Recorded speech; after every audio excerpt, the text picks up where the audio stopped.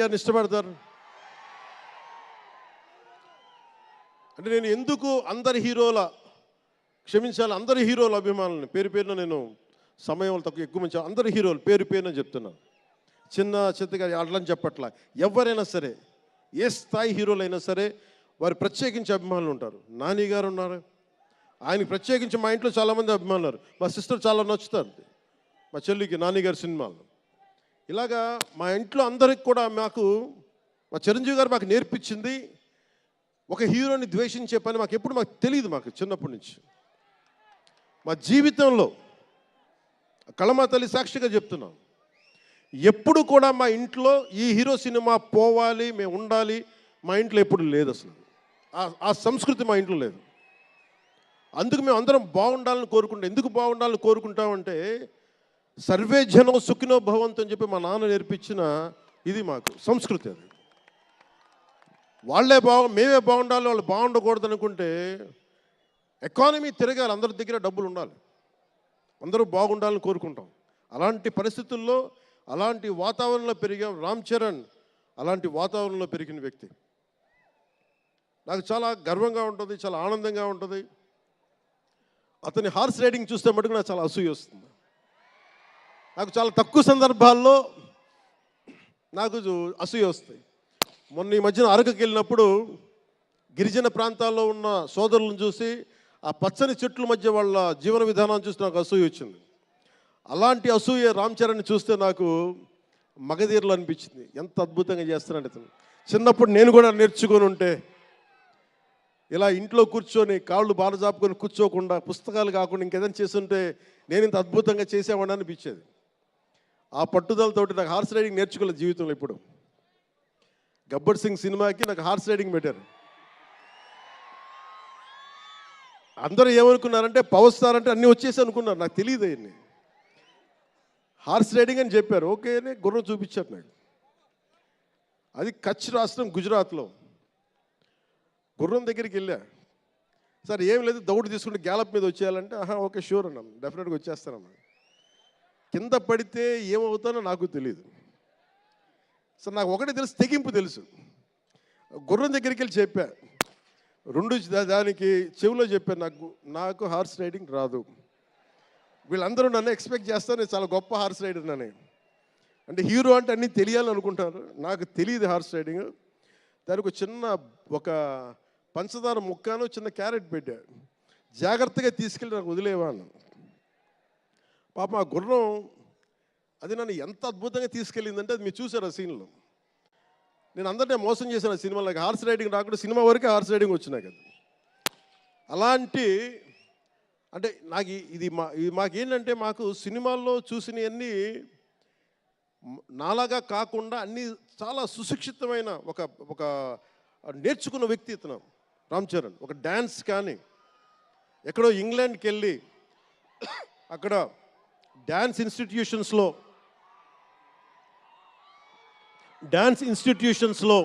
Dance నేర్చుకొని ఇవన్నీ వచ్చిన వ్యక్తి. అలాగే ఈ సినిమా ప్రత్యేకించి చాలా సోషల్ మెసేజ్ ఉన్న సినిమా నాకు అర్థమవుతోంది. పొద్దున్నే ట్రైలర్ చూశాను, గేమ్ చేంజర్ ట్రైలర్. చాలా అద్భుతంగా ఉంది, చాలా బాగా ఆడుతుంది అని చెప్పి మనస్ఫూర్తిగా అందరికీ అభినందనలు తెలియజేసుకుంటూ, ప్రత్యేకించి శంకర్ గారికి నాకు మనస్ఫూర్తిగా అభినందనలు తెలియజేసుకుంటూ, అలాగే తెలుగు చిత్ర పరిశ్రమకు సంబంధించినంత వరకు ఇది ఓజీ గురించి చెప్తాను, లాస్ట్లో చెప్తాను.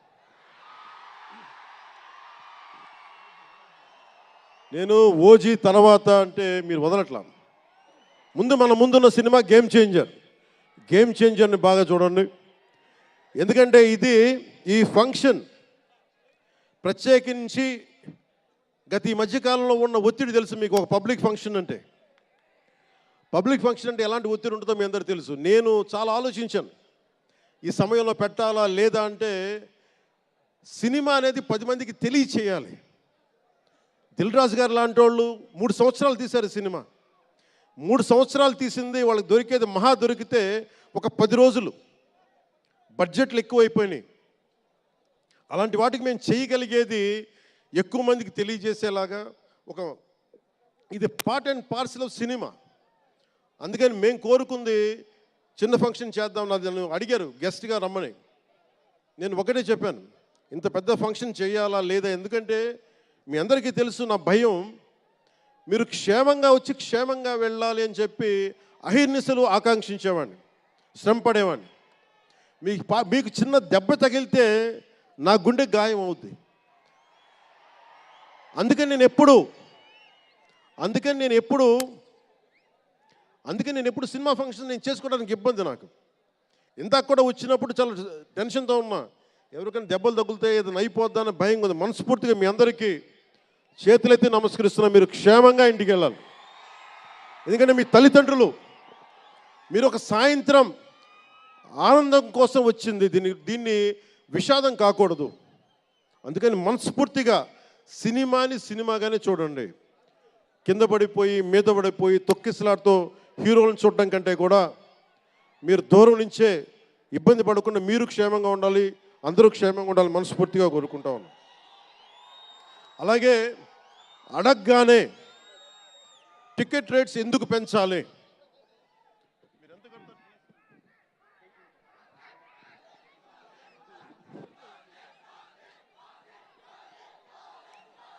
టికెట్ రేట్స్ ఎందుకు పెంచాలి అని చాలామంది అడుగుతూ ఉంటారు. ఒక నిమిషం. Thank you. సినిమా రేట్లు ఎందుకు పెంచాలని అడుగుతారు.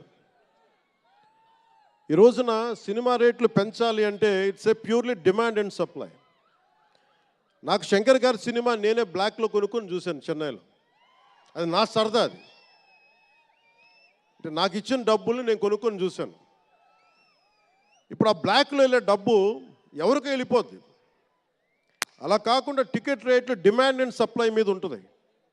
అలాంటి డబ్బులు పెరిగితే మీరు ఇష్టపడి మీ హీరోకో ఏదో ఇష్టమైన సినిమాకో మొదటి రోజే చూడాలనుకుంటారు. That's a demand. అందుకని ఎందుకు ఇంతంటే బడ్జెట్స్ పెరిగిపోయినాయి. తెలుగు సినిమా మొత్తం ప్రపంచపరంగా వెళ్తూ ఉన్నాయి. దీనికి డబ్బులు కావాలి అంటే పెట్టుబడులు కావాలి, మార్కెట్స్ పెరిగినాయి. అలాగే పెరిగిన ప్రతి రూపాయికి 18% జిఎస్టీ కడతాం. ప్రభుత్వానికి ట్యాక్స్ వస్తుంది.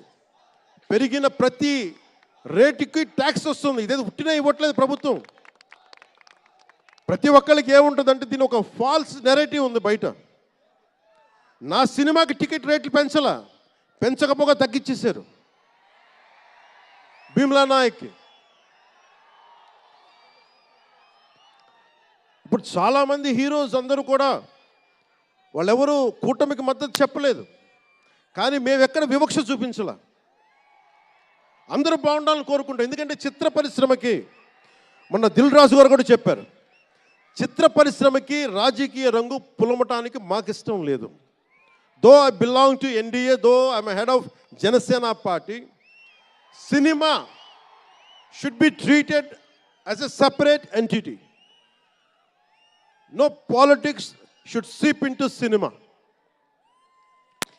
మిల్టన్ ఫ్రైడ్మన్ అనే ఒక ఎకానమిస్ట్ ఒక చిన్నపాటి పెన్సిల్ని ఇలా చూపిస్తూ, ఈ పెన్సిల్ని తయారీకి ఈ కనిపించే టిప్పు ఈ మెటీరియల్, దీని లోపల ఉండే గ్రాఫైటు ఈ మెటీరియల్, ఇవన్నీ ఒక్కొక్కటి చెప్పుకుంటూ దీనికి వెనక పెన్సిల్ ఉండే రబ్బరు ఇది ఎక్కడి నుంచి వస్తుంది ఇలా చెప్పుకుంటూ వెళ్తా, ఇది ఒక్క ప్రాంతం నుంచి రాలా, అనేక దేశాల నుంచి. గ్రాఫైట్ ఏమో ఎక్కడ వేరే కంట్రీస్ నుంచి. ఈ పెన్సిల్కి పెట్టిన మన బ్రాంజ్ రిబ్బన్ను అదేమో వేరే చైనా నుంచో లేదంటే ఏషియా నుంచి. ఈ చేసిన వాళ్ళందరూ ఒక మతం కాదు, ఒక కులం కాదు, ఒక దేశం కాదు. ఒక చిన్నపాటి పెన్సిల్కే ఒక రకరకాల వ్యక్తులు, రకరకాల దేశాలు కలిసి రావాలి. అలాంటిది ఇంత సినిమాకి శంకర్ గారు తమిళియన్, మనకి దిల్ రాజు గారు ఫ్రమ్ తెలంగాణ. ఇక్కడ ఒక్కొక్కరిని అడగండి, ఒక్కొక్కరు ఒక్కొక్క రాష్ట్రం నుంచి వస్తారు. బట్ అందరూ కలిసి సినిమాని తీస్తారు, మీకు ఆహ్లాదం కలిగజేస్తారు. ఇప్పుడు మాకుంటుంది, నేను ఎప్పుడు కూడా నాకు ఇష్టం లేనిది సభావేదికగా ఒక్కటి శంకర్ గారికి కానీ దిల్ రాజు గారికి కానీ తెలుగు చిత్ర పరిశ్రమకు కానీ భారతీయ చిత్ర పరిశ్రమకు కానీ ఒకటితే మనం నేర్చుకోవాలి. ఎప్పుడు మనం భారతీయ చిత్ర పరిశ్రమ అనేవాళ్ళం తప్ప లాస్ట్ 90s నుంచి టాలీవుడ్ అని, బాలీవుడ్, కాలీవుడ్, మాలీవుడ్ మనం ఎందుకు ఏప్ చేయాలి వీళ్ళని? Why do we have to ape Hollywood? మనం ఒకప్పుడు మాయాబజార్ లాంటి సినిమాలు తీసిన వాళ్ళం, మూకీలు తీసిన వాళ్ళం. చిత్ర పరిశ్రమ ఒక బెంగాల్లో పరివిడిల్లింది అక్కడ. సో మనం ఎందుకు వీళ్ళని ఫాలో అవ్వాలి? వాళ్ళ హాలీవుడ్ డిసిప్లైన్ ఫాలో అవ్వం, Hollywood method of film making follow అవ్వం, Hollywood method of skill development follow అవ్వం. కానీ ఆ వుడ్ను మటుకు తీసుకున్నాం, మాలీవుడ్. ఇది మటుకు మానాలి.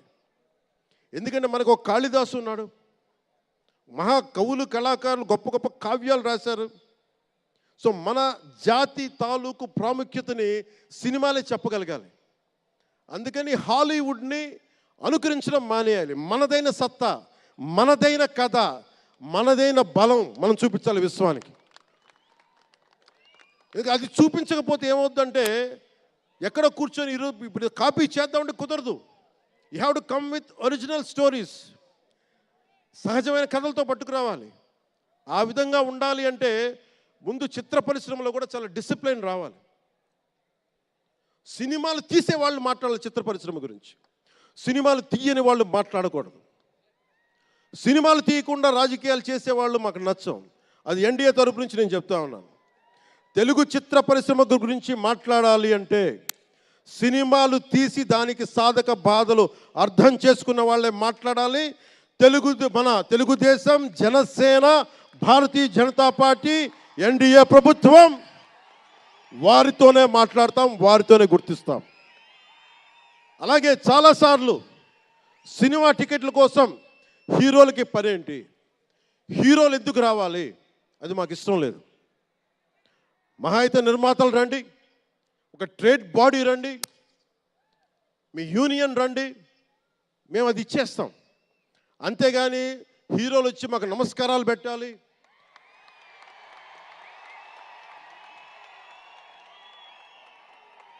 అంత ఒక లో లెవెల్ వ్యక్తులం కాదు మేము. దీన్ని ఎక్కడి నుంచి నేర్చుకున్నాం? స్వర్గీయ నటరత్న ఎన్టీ రామారావు గారి దగ్గర నుంచి నేర్చుకున్నాం. మహానటుడు, ఆయనని ఎంతమంది విమర్శించినా, కోటా శ్రీనివాసరావు గారు విమర్శించినా, ఆయన ఎప్పుడన్నా యాక్ట్ చేస్తే ఆయనతో పాటు ఏం బ్రదర్ బాగున్నారా అని చెప్పి చాలా గుండెలు నిండుగా పలికే వ్యక్తి మహానుభావుడు ఎన్టీ రామారావు గారు. ఇంత తెలుగుదేశం పార్టీ ఎన్టీ రామారావు అన్నిసార్లు ముఖ్యమంత్రిగా ఉన్నప్పుడు కూడా ఎప్పుడు ఘట్టంలేని కృష్ణ గారు కాంగ్రెస్లో ఉండి కూడా కనిపిస్తే ఇద్దరు ఆప్యాయంగా మాట్లాడుకునే వాళ్ళు. ఎన్టీ రామారావు గారు ఎప్పుడు వివక్ష చూపించాల. ఇది చిత్ర పరిశ్రమ తాలూకు ఔన్నత్యం. ఇది అదే ఔన్నత్యాన్ని మేము కొనసాగిస్తున్నాం,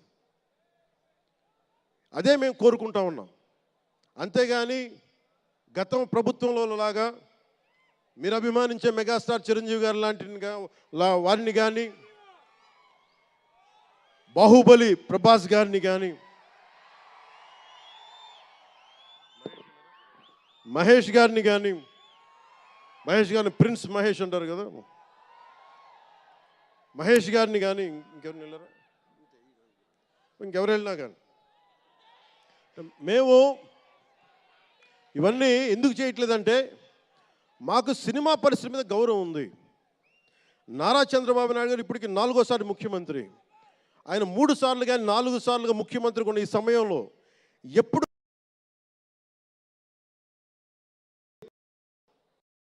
ఆయన తెలుగు చిత్ర పరిశ్రమను ఇబ్బంది పెట్టలేదు. ఇక్కడున్న చిత్ర పరిశ్రమ కోసం, సినిమాల కోసం పరితపించే కథల కోసం మనం వెనకాడతాం. మన కథలు కావాలి. సినిమా జీవితంలో లేని సినిమాల్లో వెతుక్కుంటాం. మనం జీవితంలో దొరకని న్యాయాన్ని సినిమాలో న్యాయం దొరికితే తృప్తి పడతాం. ఒక్కటి సినిమా తీస్తే ఎందుకు చూస్తాం మనం? శంకర్ గారి డైరెక్షన్లో అరే మన జీవితంలో మన ముఖ్యమంత్రి ఇలా ఉంటే బాగుంటుంది అనుకుంటాం. ఆ కథని, ఆ భావాన్ని సినిమాగా తెరకెక్కిస్తే అది బాగుంటుంది. ఒక శివాజీ సినిమా ఎదురు తిరిగితే ఎలా ఉంటుంది, ప్రత్యామ్నాయంగా రాజు చేస్తే ఎలా ఉంటుంది ఒక శివాజీ. ఇలాంటి సినిమాలన్నీ కూడా మనకి నిజ జీవితంలో జరగనివి. మనం ఒక అట్లీస్ట్ సినిమా ప్రపంచంలో చూస్తే ఒక తృప్తి ఉంటుంది. అలాగే ఇంతమంది యువత ముందుకొచ్చి ఎందుకు వస్తున్నారు అంటే ఒక మార్గదర్శకం సినిమాలు. ఒకసారి సినిమాలో కూడా చాలా మంచి విలువలు ఉంటాయి, కానీ ఆ విలువలు తీసుకోవచ్చు. కానీ మనం ఎలా ఉండాలంటే హంసలాగా పాలన తీసుకొని నీళ్ళు వదిలేయాలి. కానీ కొంతమంది నీళ్ళని పట్టుకుంటారు, మనం ఏం చేయలేము. సినిమా అన్నీ చూపిస్తుంది, మంచి చెడు రెండు చూపిస్తాయి. ఏది తీసుకోవాలి అనేది మీది. ఉదాహరణకి వకీల్ సాబ్లో ఒక సన్నివేశంలో హీరో దగ్గరికి వచ్చే డైలాగ్ వస్తుంది, ఆర్ యు వర్జిన్ అని చెప్పి ఒక స్త్రీ పాత్రధారిని అడుగుతారు. అది నా ఇండివిజువల్గా నేను చెప్పడానికి ఇబ్బంది అనిపించింది. నేను డైరెక్టర్ గారికి, దిల్ రాజు గారికి చెప్పాను, ఈ డైలాగ్ అయితే నేను చెప్పాను. కాబట్టి అబ్బాయిని అడుగుతాను, అమ్మాయిని నేను అడగనేమని చెప్పి. అంటే న్యాయం రెండు పక్షాలు ఉండాలి, ఒకళ్ళని ఇబ్బంది పెట్టడం నాకు ఇష్టం లేదు. ఇది సెన్సిబిలిటీస్ కూడా ఫిలిం టెక్నీషియన్స్ కానీ, డైరెక్టర్స్ కానీ, యాక్టర్స్ కానీ, ఎందుకంటే హీరోలు చాలా పెద్ద ప్రభావం, మీరు దర్శకులు చాలా పెద్ద ప్రభావం, నిర్మాతలు చాలా పెద్ద ప్రభావం చూపిస్తారు. మీరు కేవలం డబ్బులు సంపాదించడమే కాదు, మీరు కొన్ని విలువలు చెప్తారు.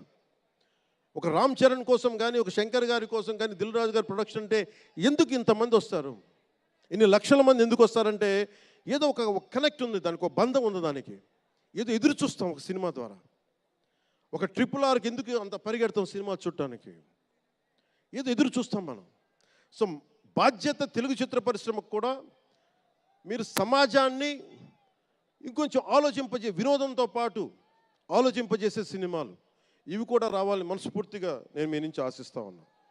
మీరు ఎలాంటి సినిమాలు తీసినా ప్రజలకి ఆమోదయోగ్యంగా ఉండే సినిమాలు, ప్రజలకు విలువ నేర్పించే సినిమాలు మరిన్ని రావాలని మనస్ఫూర్తిగా కోరుకుంటూ, ఈరోజు పెరిగిన రేట్లు ఆంధ్రప్రదేశ్ ప్రభుత్వానికి ఆదాయం కూడా కేవలం అది నిర్మాతలకని అని అనుకోవడానికి లేదు. పెరిగిన ప్రతి రూపాయికి 18% GST వస్తుంది. అది ప్రజలందరికీ కూడా ఈ సందర్భంగా నేను తెలియజేస్తా ఉన్నాను.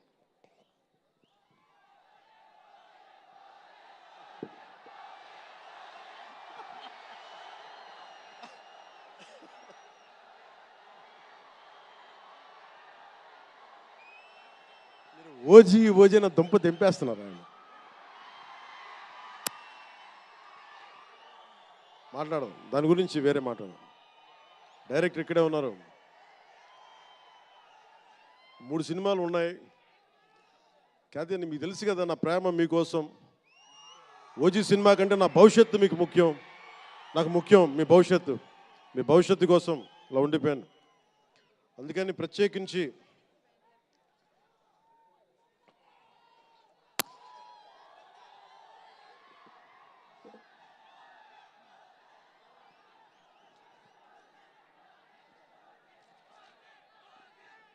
మనం మాట్లాడుకుందాం. ఇది అంటే వేరే సినిమా గురించి, ఒక గేమ్ చేంజర్ అనే సినిమాకి వచ్చి మనం ఓజీ గురించి మాట్లాడుకోండి. ఓజీ కోసం వచ్చినప్పుడు ఓజీ గురించి మాట్లాడాలి. అందుకని ప్రత్యేకించి ఆంధ్రప్రదేశ్ రాష్ట్ర ప్రభుత్వం తరపున గేమ్ చేంజర్ సినిమాకి, గేమ్ చేంజర్ దర్శకులు శంకర్ గారికి, గేమ్ చేంజర్ నిర్మాతలు దిల్ రాజు, లక్ష్మణ్, శిరీష్ గారికి, అలాగే గ్లోబల్ స్టార్, మెగాస్టార్ తనయులు రామ్ చరణ్ గారికి నా హృదయపూర్వక శుభాకాంక్షలు తెలియజేసుకుంటూ, ఇక్కడ ఉన్న మంత్రివర్గ సభ్యులకి, సహచర శాసనసభ్యులకు ప్రతి ఒక్కరికి నా హృదయపూర్వక నమస్కారాలు. అలాగే నా మిత్రుడు, నాకు సన్నిహిత మిత్రుడు SJ సూర్య, உங்க பத்தி சொல்லிட்டே இருந்தேன் சார், உங்க பத்தி சொல்லிட்டே இருந்தேன் தந்தி டிவியில். நீங்க எனக்கு எவ்வளோ பிடிக்குன்னு சொல்லிட்டே இருந்தேன். ఈయన ఏ మేరా జహాన్ పాట పెడతానంటే మీరు అమ్మాయిలతో డ్యాన్స్ చేయాలి సార్ అంటాడు. నేను అంటాను దేశభక్తి చెప్పాలి. మా ఇద్దరు గొడవైంది. నేను చెప్పాను నువ్వేమనుకుంటా అవి చేస్తాను తప్ప నేను మటుకు ఏ మేరా జహాయే చేస్తాను, నేను అమ్మాయిలతో డ్యాన్స్ చేయనని చెప్పాను. చాలామంది చేశారు, ఎందుకంటే నేను బాగా చేయలేను తెలుసు నాకు. దానికి ఏదో కూర్చుని పాపం నా మాట, మా ఇద్దరికి అలా మంచి ఫ్రెండ్స్, స్నేహం మా ఇద్దరి మధ్య, గంటలు మాట్లాడుకుంటాం. ఈ మధ్య కుదరట్లేదు. సో గ్రేట్ యాక్టర్, మంచి దర్శకుడు కాదు, ఎక్స్ట్రాడినరీ డైరెక్టర్. నా కోపం ఏంటంటే డైరెక్షన్ వదిలేశాడు. ఎప్పుడు పైన విటిట నీ direction. You are such a fantastic and fabulous director. And okay, that's fine. ఆయన డ్రీమ్ ఏంటంటే I want to be an actor అనేవాడు. ఇప్పుడు హీ ఫుల్ఫిల్, ఆయన సాధించుకున్నారు. అందరి మనసులు దోచుకున్న నటుడయ్యారు. మనస్ఫూర్తిగా వారికి నా అభినందనలు తెలియజేస్తా ఉన్నాను. అలాగే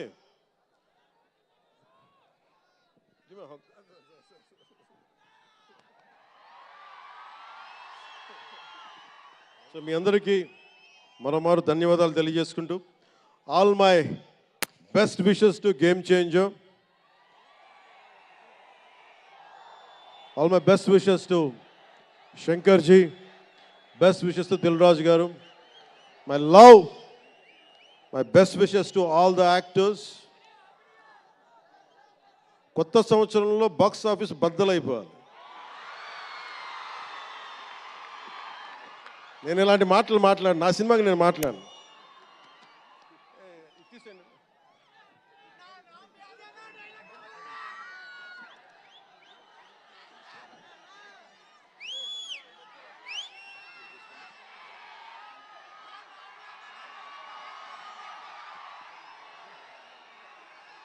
మీరేం చేస్తారో తెలీదు. మగధీరుడు అల్లూరి సీతారామరాజుగా మొత్తం జీవించేశాడు. అందరి తోటి నటుల మీద అమితమైన ఇష్టం చూపించేవాడు. అందరికీ ఫ్రెండ్ రామ్ చరణ్. అందరి హీరోలకి చాలా గౌరవంగా ఉండేవాడు. సంవత్సరానికి 100 రోజులు మా నాన్న ఏ పేరు మీద ఏం తలుచుకొని పెట్టాడో తెలియదు, కానీ 100 రోజులు, సంవత్సరంలో 365 రోజులు, కనీసం 100 రోజులు అయ్యప్ప స్వామి మాలంటాడు, ఆంజనేయ స్వామి మాలంటాడు. ఎందుకురా చేస్తామంటాను అప్పుడప్పుడు. క్షమించాలి రామ్ చరణ్ గారు రే అంటున్నందుకు, పర్లేదు కదా.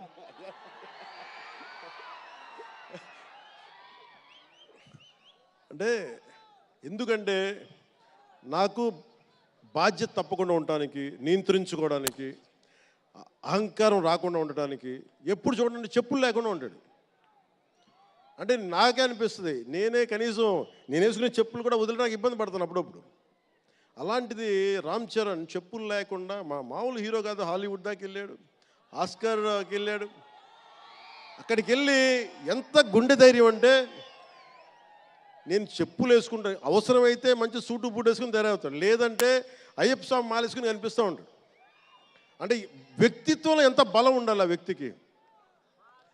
అందుకని అలాంటి రామ్ చరణ్ మంచి 16 అణాలు తెలుగువాడు, మా బంగారం,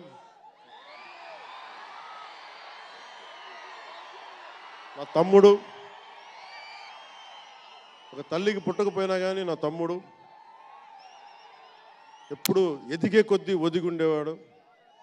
అతనికి మరింత విజయం కలగాలని, అద్భుత విజయాలు కలగాలని మనస్ఫూర్తిగా ఒక బాబాయ్గా కాదు, ఒక అన్నగా ఆశీర్వదిస్తున్నాను.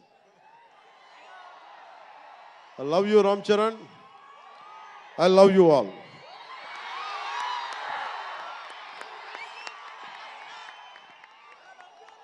నేను ఒకటే కోరుకుంటున్నా, యువత మీ అందరికీ మొన్న మాట్లాడుతూ ఉన్నా, మీరు బైకుల్లో మీరు చేసే గోల్ ఉంటుంది చూసారా మీరు. నేను మొన్న మాట్లాడుతూ ఉన్నా, ఇప్పుడు ఈ ఫంక్షన్ లేదు, సినిమాలు లేవు, ఏం చేస్తారు చెప్పండి. ఉద్యోగాలు ఉపాధి కూడా కానీ టైం పడుద్ది. కనీసం సినిమాకి వెళ్ళి చొక్కా దించుకొని అరవకపోతే, బైకులు తీసుకొని అవి సైలెన్సర్ దాన్ని ఆ యాక్సిలేటర్ పెంచకపోతే ఎనర్జీ ఎటు వెళ్తుంది. అందుకే ఒకటే చెప్పాను, దిల్ రాజు గారికి చెప్తా ఉన్నా, మీరు తెలంగాణ ఫిల్మ్ ఫెడరేషన్ ప్రెసిడెంట్ కదా, మీరు ఆంధ్రప్రదేశ్ని చిన్న చూపు చూడకండి. అదొకటే నేను కోరుకుంటా ఉన్నా. నేను ఆ 2 కళ్ళు ఇవన్నీ నేను నమ్మను, కానీ మీరు తెలుగు చిత్ర పరిశ్రమని అటు తెలంగాణలోను ఇటు ఆంధ్రాలోను 2 చోట్ల అద్భుతంగా ఉండాలని కోరుకుంటా ఉన్నాను.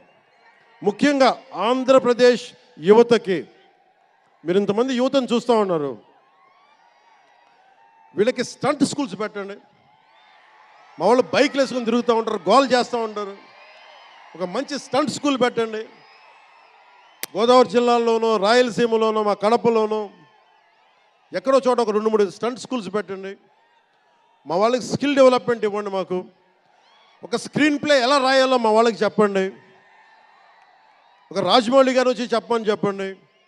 త్రివిక్రమ్ గారిని వచ్చి క్లాసులు తీసుకోమని చెప్పండి మా వాళ్ళకి. ఒక తమన్ లాంటి మనకి మ్యూజిక్ దర్శకులు కానీ,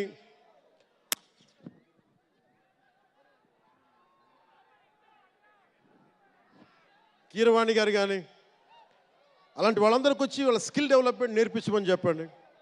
మీరు దాని మీద ఒకసారి ఆలోచించండి. స్టూడియోలు పెట్టండి. ఇక్కడ కొంతమంది అసిస్టెంట్ డైరెక్టర్స్కి ఎలా ఉండాలి, డైరెక్టర్స్ కావాలంటే ఏం చేయాలి, 24 క్రాఫ్ట్స్లో ఒకళ్ళకి ప్రొడక్షన్ డిజైనింగ్ నేర్పించండి. మా వాళ్ళకి ప్రొడక్షన్ డిజైనింగ్ స్కూల్స్ పెట్టండి. ఫిల్మ్ మేకింగ్ స్కూల్స్ పెట్టండి. ఈరోజున మీకోసం ఇంతమంది వచ్చారు. మీరు తిరిగి ఇవ్వగలిగేది మీకోసం రేట్లు పెంచాం. ముఖ్యమంత్రి గారు మీకు అండగా ఉన్నారు, చంద్రబాబు నాయుడు గారు, మేమందరం మీకు అండగా ఉన్నాం. తెలుగు చిత్ర పరిశ్రమని మీ ద్వారా మేము కోరుకునేది ఇంతమంది యువతున్నారు. వీరికి మీ ద్వారా కొంత ఉపాధి కల్పించండి. నేను సినిమాని మాట్లాడుతుంటే నేను టీవీని ఎప్పుడు వదలలేదు. టీవీ మీడియంని చిన్న తెర అనుకుని, చిన్న తెర పెద్ద తెర ఉండదు. తెర చిన్నదైనా పెద్దదైనా ఒకటే మాకు. సో మాకు ముమ్మిడివరం లాంటి గొప్ప లొకేషన్స్ ఉన్నాయి. మాకు కేరళకి మించిపోయి ఉంటుంది ముమ్మిడివరం. గోదావరి తీరం చూడండి. అసలు మీరు గండికోట చూడండి కడపలో. సిద్ధవటంకి వెళ్ళండి, అడ్వెంచర్ సినిమాలు ఉంటాయి. అటు వెళ్తే మీరు పార్వతీపురం వెళ్ళండి, మన్యం ప్రాంతం అద్భుతంగా ఉంటుంది. మీరు లొకేషన్స్ని ఎక్స్ప్లాయిట్ చేయండి. ఇక్కడ అందరికీ మేము సౌకర్యాలు కల్పిస్తాం. మా దుర్గేష్ గారికి కూడా చెప్తా ఉన్నాను, మనకి కూర్చొని ఇక్కడ టూరిజం డెవలప్ చేయాలి. అందుకని మీకు తెలుగు చిత్ర పరిశ్రమకి ప్రభుత్వం అండగా ఉంటుందని తెలియజేసుకుంటూ, మీకోసం ఒళ్ళు వంచి పనిచేస్తానని తెలియజేసుకుంటూ, మరోమారు మనందరికీ ఇష్టమైన రామ్ చరణ్కి గుండెల నుండి శుభాకాంక్షలు తెలియజేసుకుంటూ, శంకర్ గారికి మరోమారు కృతజ్ఞతలు తెలియజేసుకుంటూ, దిల్ రాజు గారికి ఇద్దరికి అభినందనలు తెలియజేసుకుంటూ, నటీనట వర్గానికి ప్రతి ఒక్కరికి అందరికీ ధన్యవాదాలు తెలియజేసుకుంటూ, మీ అందరూ క్షేమంగా ఇంటికి వెళ్ళండి. ఇంట్లో అమ్మా నాన్నని అడిగానని చెప్పండి. నాకంటే వయసులో పెద్దవారైనా ఎవరన్నా ఉంటే వారికి నా పాదాభివందనాలు తెలియజేయండి. మీరు 2 చేతులెత్తి దండం పెడుతున్నా, క్షేమంగా క్షేమంగా క్షేమంగా ఇంటికి వెళ్ళండి.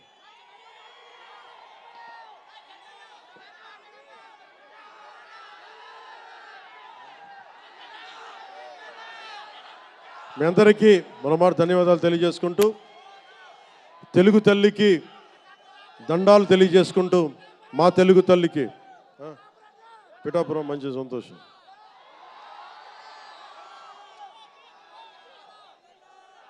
అలాగే మీ అందరికీ ధన్యవాదాలు తెలుపుకుంటూ, ఏ దేశం ఎగినా ఎందుకు కాలినా పొగడరాని తల్లి భూమి భారతిని అంటే సభ ఆరంభంలో మాట్లాడలేకపోయాను. నాకు జన్మనిచ్చిన నా నేల నేను దండాలు పెట్టుకుంటూ, నాకు దేశభక్తిని నింపిన నా భారతదేశానికి జై జైలు చెప్తూ సెలవు తీసుకున్నాను. అందరూ క్షేమంగా ఇంటికి వెళ్ళండి. మనస్ఫూర్తిగా ఇక్కడికి వచ్చిన ప్రతి ఒక్కరికి పేరు పేరున ధన్యవాదాలు తెలుపుకుంటూ,